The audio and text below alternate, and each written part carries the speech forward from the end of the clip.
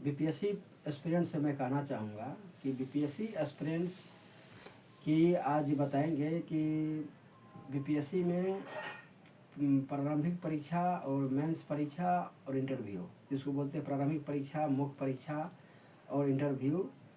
तो ये तीनों परीक्षा होते हैं। तीनों परीक्षा होने के बाद उसका चयन होता है। तो आज मैं प्रारंभिक परीक्षा के बारे में जिक्र करूँगा। आज प्रारंभिक परीक्षा में के बारे में बताऊँगा, जो इस प्रकार है। तो प्रारंभिक परीक्षा में का सिलेबस इस प्रकार है। 150 मार्क्स के होते हैं। इसमें विभिन्न विषय होते हैं, जैसे इतिहास। इतिहास में 3 विषय होते हैं, आधुनिक, मध्यकालीन एवं प्राचीन भारत। तो ये तीनों इतिहास को मिला करके एक इतिहास होता है, जिसमें 28 प्रश्न होते हैं। भारतीय संविधान एवं राज्य व्यवस्था में 13 प्रश्न होते हैं। भारतीय अर्थव्यवस्था में 13 प्रश्न होते हैं। भूगोल में 14 प्रश्न होते हैं। विज्ञान में भौतिक, रसायन और जीव विज्ञान, ये तीनों मिलाकर के एक विज्ञान का निर्माण होता है, जिसमें 27 प्रश्न होते हैं। सामसायिक, जिसको बोलते हैं करंट अफेयर्स, उसमें 27 प्रश्न होते हैं।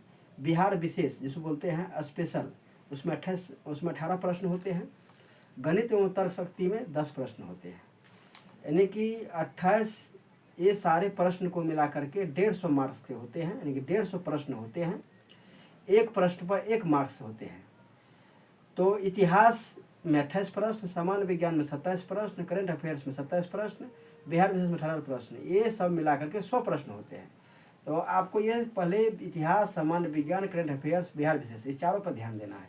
ये चारों पर ध्यान देने के बाद आपका पीटी निकल सकता है। पीटी का मार्क्स आप कट ऑफ से पार कर सकते हैं। धन्यवाद।